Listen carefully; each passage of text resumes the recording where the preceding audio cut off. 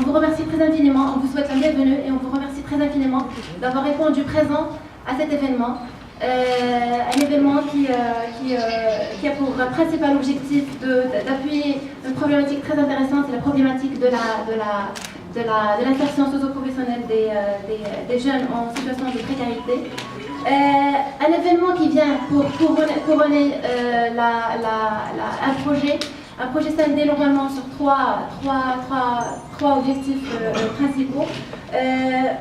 Un projet considéré premièrement comme un modèle d'accompagnement socio-professionnel des jeunes en situation de précarité, un modèle aussi de partenariat entre le tissu associatif et les entreprises, et un modèle aussi d'accompagnement et de sensibilisation et aussi de plaidoyer concernant la responsabilité sociale des entreprises.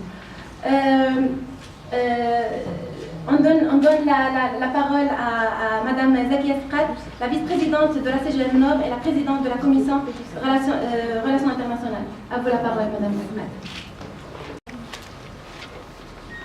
En effet, je tiens d'abord à présenter les excuses de Monsieur le Président de l'Union régionale du Nord, Monsieur Nazari, pour son absence. Il aurait souhaité être parmi vous et présenter son allocution lui-même. En fait, il a eu un petit contretemps. Il m'a demandé, avec votre permission, de vous dire en quelques mots sa détermination et la détermination de toute l'Union régionale, formation et insertion des jeunes en risque d'exclusion sociale.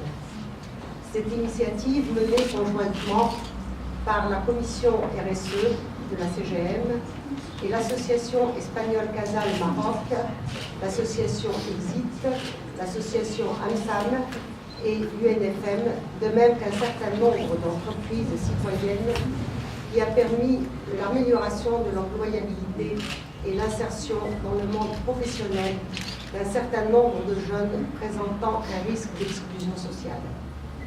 Si le fléau du chômage touche aujourd'hui tous les pays en raison de la crise économique et financière internationale, notre pays n'est malheureusement pas en reste du Nord dans ce combat contre le chômage et pour l'insertion et l'intégration des jeunes.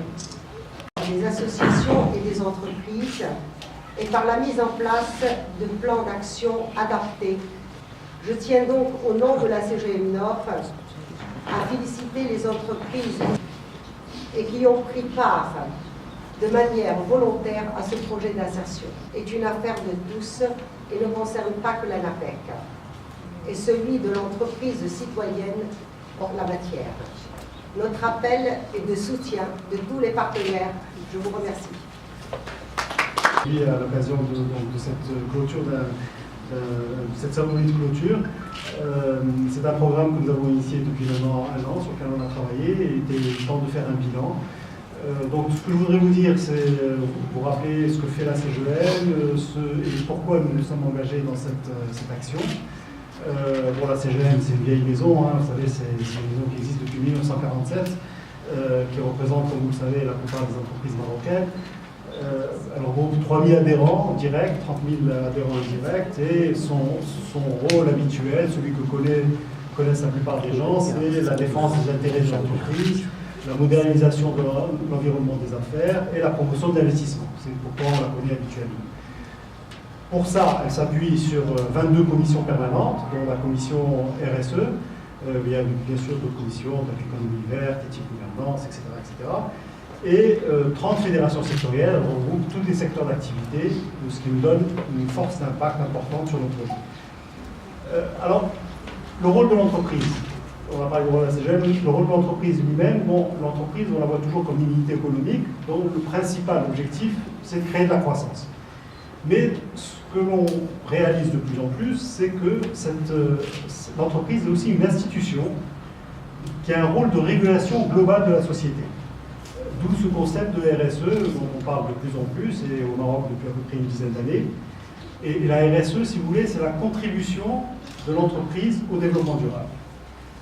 Alors, comment s'est intégrée la CGM dans ce concept de RSE? En fait, au départ, elle a surtout réagi par rapport à des événements qui ont pu avoir, par exemple, les attentats du 16 mai à Casa ont donné lieu par la suite à une prise de conscience de la CGL qu'elle devait s'ouvrir sur son environnement, qu'elle ne pouvait plus rester sur sa tour d'ivoire et qu'elle devait s'ouvrir sur son environnement immédiat. Donc elle a créé une commission de proximité sociale dont le but était de créer des projets entre les associations de quartier et les entreprises. Nous avons créé comme ça 4 forums successifs où il y a eu des centaines de projets qui ont été montés, financés, créés entre les associations et les entreprises. Après, on a un peu changé d'orientation. Bon, d'abord, il y avait effectivement l'INDH qui a repris un peu le même principe. Et on s'est orienté progressivement vers l'insertion des jeunes en situation difficile. Mais parallèlement à ça, le concept de RSE a commencé à faire parler de lui. Alors, bon, ça a commencé en 2005 avec les intégrales de l'investissement, si vous vous rappelez, qui avait eu pour thème la RSE, et dans lequel le discours inaugural de Sa Majesté faisait part d'un vœu pour que les entreprises aient une plus grande responsabilité. Et la CGM a rebondi là-dessus, et dès 2006 a créé une charte, la charte RSE de la CGM. Alors cette charte, elle est totalement en conformité par rapport à tous les standards internationaux. C'est-à-dire que la RSE, on en parle, c'est l'OIT qui en parle, l'Organisation internationale du travail, c'est la Banque mondiale, c'est l'OCDE, c'est tout un ensemble d'organismes internationaux qui ont travaillé là-dessus, et nous on a fait une espèce de mix, et on a fait cette charte qui est à la fois conforme aux instances internationales et qui est adaptée à la réalité marocaine. On présenter chaque fois des programmes que l'on considère comme impactants au niveau de l'environnement. Alors, dernier volet qui est le plus important et qui nous concerne aujourd'hui, parmi les choses que font notre commission, c'est essayer de faire adhérer et participer les entreprises aux projets que nous initions, et notamment les projets contre les droits humains. La commission, on pourrait croire que son rôle, c'est juste de créer du label. C'est pas vraiment ça, le label, c'est juste un outil parmi d'autres. Le but de la commission, c'est essentiellement de vulgariser, de faire connaître le concept de RSE aux entreprises, c'est-à-dire que ça ne soit plus cantonné, que les entreprises se disent plus c'est juste du caritatif ou de l'environnement. Non, c'est un concept beaucoup plus large, et donc faire connaître le concept à de plus en plus d'entreprises. Et beaucoup d'entreprises ont de très belles pratiques, donc faire connaître aussi ces bonnes pratiques. Et un autre objectif de la commission, c'est de développer l'axe 9, donc l'axe sociétal. On a aussi une idée sur l'importance de l'intégration du concept de la responsabilité sociale de l'entreprise transversalement dans le développement de n'importe quelle entreprise. Alors merci encore une fois, et on passe directement à l'intervention de Mademoiselle Claire Fichot, la représentante territoriale du CASAL au niveau du Maroc. À vous la parole. Merci. Le projet a été bien introduit et le séminaire aussi. Donc je tiens à vous remercier la CGM Nord et la CGM, et notamment M. Sekat qui est venu de Casablanca pour assister à ce séminaire de clôture du projet Alliance Emploi. Donc je tiens aussi à remercier tout spécifiquement les associations qui se sont mobilisées, à Tanger particulièrement l'UNFM. Il y a vraiment, grâce à vous, le projet a pu être mené vraiment de front. Les autres associations qui sont aussi nos partenaires à Tanger, et puis les nombreuses entreprises qui ont cru en nous, qui ont cru en ce projet et qui ont adhéré à ce nouveau modèle d'intervention. Je tiens aussi à remercier les jeunes qui ont bénéficié de cette action et que je sais qu'ils sont présents dans la salle et puis qui vont pouvoir témoigner, mais je sais que sans eux, en tout cas, le projet n'aurait pas eu lieu et que c'est grâce à leur quelque part à leur implication et à leur motivation pour améliorer leurs conditions de vie que ce projet a pu avoir lieu dans de très bonnes conditions. Donc voilà, je vais être un peu brève, mais donc, je représente l'association CASAL des Infants, qui est une association dont le siège est à Barcelone, qui travaille depuis plus de 30 ans au bénéfice de jeunes, d'enfants, de familles dans des quartiers défavorisés en Catalogne spécifiquement. Nous sommes au Maroc, installés depuis 2008. Nous intervenons à Tanger et à Casablanca, donc dans ces deux grandes villes, spécialement auprès de jeunes, auprès d'enfants, auprès de collectifs en général défavorisés, puis dans les quartiers périurbains.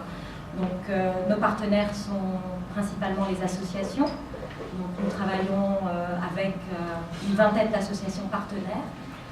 C'est un travail de proximité dans le secteur de l'éducation, de la formation, de l'insertion, comme illustre aujourd'hui le projet Alliance Emploi. Et puis un domaine un peu plus transversal, c'est le renforcement associatif. Donc, on essaie, avec ces partenaires associatifs, de développer des modèles d'intervention un peu innovants, puis qui aussi permettent de transférer des méthodes nouvelles, voilà, afin d'améliorer, dans tous les cas, les opportunités d'insertion sociale, éducative, professionnelle des jeunes, et comme je vous le disais, des collectifs défavorisés. Madame Sakazakia, je suis vice-présidente de la CGM Union Régionale du Nord.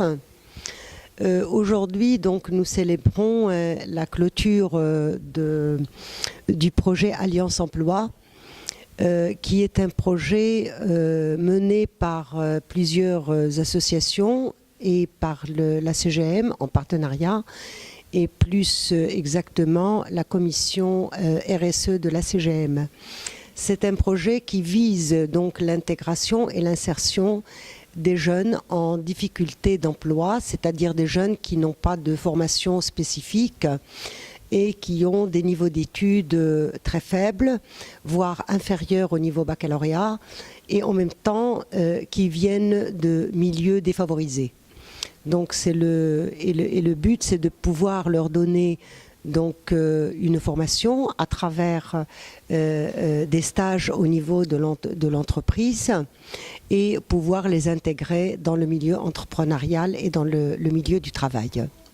Elle venait d'un milieu pas défavorisé, mais disons d'un milieu qui ne lui permettait pas de faire ce supplément de formation, et selon un contrat bipartite entre elle et notre entreprise, nous avons pu contribuer donc pour l'envoyer en formation en France pour 2 années supplémentaires, et nous allons la reprendre en fin d'études, c'est-à-dire en 2016, fin 2016, en tant que cadre pour justement la logistique adaptée à notre entreprise. Donc un jeune diplômé, certes, il a besoin d'un complément de formation pour être intégré dans une entreprise, mais un jeune qui n'est pas diplômé et qui vient a plus de difficultés d'insertion. Cependant, on peut encore avoir besoin de ces petits métiers dans lesquels, en effet, une formation en continu, indépendamment des études, est quelque chose qui est souhaitable.